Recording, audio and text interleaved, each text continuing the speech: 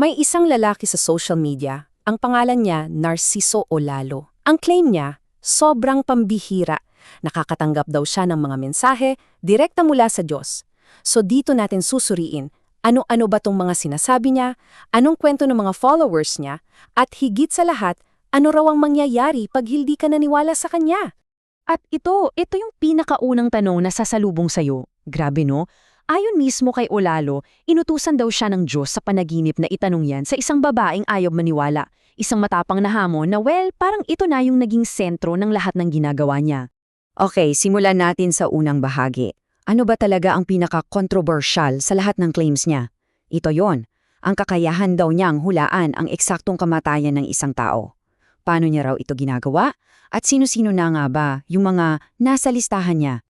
Alam mo, lahat ng ito nakadokumento sa social media niya. Tingnan mo tong post na to. Dito niya mismong kinuwento kung paano raw siya inutusan na gamitin yung tanong na yon. Gusto mong sabihin ko kung kailan ka mamatay?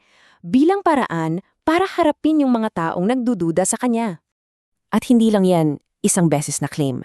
Sa mga video niya, may listahan talaga. Hindi lang makakapit bahay o taga-sunod ha, kasama rito pati sarili niyang pamilya, yung asawa niya, yung pinsan niya, lahat sila nahulaan daw niyang mamamatay. So ang laking tanong, 'di ba? Paano mo papatunayan ang isang bagay na ganito kabigat? Dito ngayon papasok yung mga testimonya ng mga taga-sunod niya. Para sa kanila, ito yung buhay na ebidensya, yung pruweba ng koneksyon niya sa itaas. Isa sa mga pinakamalakas na kwento ay galing sa isang follower na tinatawag na Miss K. Sabi niya, 3 buwan bago pa mamatay ang nanay niya, may sinabi na raw sa kanya si Olo. Yun nga, na silbihan mo siya baka hindi mo na siya maabutan. Imagine mo yun, isang babala na, ayon sa kanya, nagkatotoo. At hindi lang yun, dagdag pa ni Miss K, hindi lang nanay niya, pati yung kapatid niya, paulit-ulit daw siyang sinabihan ni Olalo na may mensahe na mamamatay din. At ayon sa kanya, lahat daw ng sinabi ni Olalo, yun nga ang nangyari. Tapos, yung mga hula, nagiging mas specific pa. Meron pang isang testimonya galing naman kay Elibet. Sabi niya, ang hula raw ni Olalo sa kanya, may mamamatay sa loob ng 3 araw. At hindi lang yon, sinabi pa raw ang oras. At ayon sa kanya, eksakto raw na nangyari. Bukod sa kamatayan, meron pa. Tingnan natin tong kwento ng follower niya na si Bik Bik. Dito, 2 ang hula. Una, may stroke daw. Ang nangyari raw, 2 beses siyang na-stroke. Pangalawa, may mga hold up sa kanya. Nangyari rin daw. Okay, so narinig natin yung ano at paano. Ngayon, punta naman tayo sa bakit. Ano ba talaga ang mas malaking rason sa likod ng lahat ng ito? Para kasi kay Olalo, hindi lang ito tungkol sa hula. Bahagi raw ito ng isang mas malaking misyon, isang misyon mula sa Diyos. At ano ba yung core ng misyon na to? Ayon sa kanya, may 3 utos daw ang Diyos. Number 1, paniwalaan mo siya bilang instrumento. Number 2, baguhin mo yung mga maling paniniwala mo. At number 3, pagsisihan mo ang mga kasalanan mo. Yan ang sentro ng turo niya. So, sa madaling salita, ang misyon niya, simple lang, iligtas ang mga tao gamit yung mga mensaheng natatanggap niya.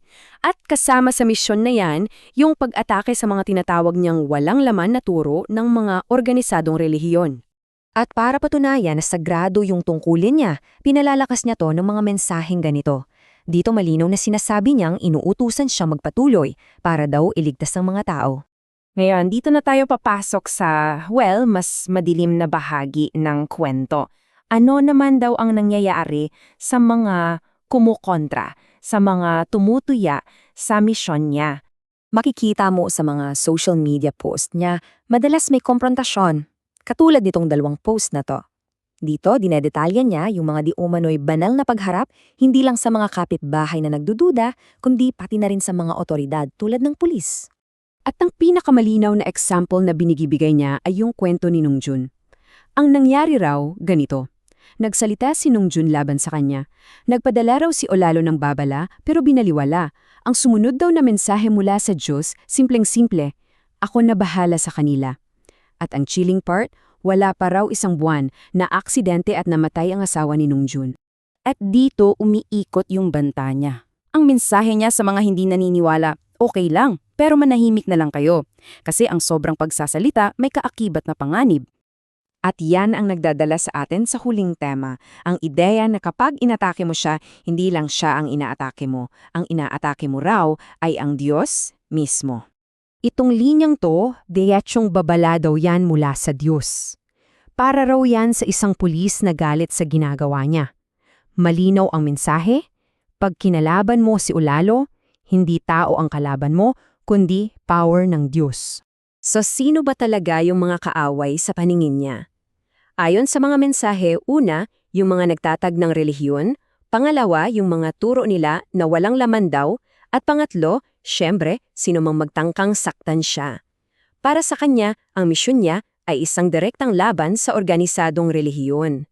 Kaya sa huli, ang pinaka-ultimate na protection niya ay banal. At yan ang pinanggagalingan ng autoridad niya sa mga followers niya na may mas mataas na kapangyarihan na nagbabantay sa kanya. At dito tayo magtatapos. Isa ito sa mga pinakamalamig na mensahe na makikita mo sa mga post niya. Isang babala na mayroong punto saan huli ng lahat. Isang paalala na dapat laging handa. Kaya iiwan ko sa inyo ang tanong na to, ano nga ba ang ibig sabihin ng laging maging handa? Kung isa kang tagasunod, siguro ito ay isang paalala. Kung kritiko ka, baka isa itong banta. Sa huli, kaninong kwanto ba talaga ang naririnig natin? Sa Diyos o sa kapangyarihan ng isang tao na maniwala at magpaniwala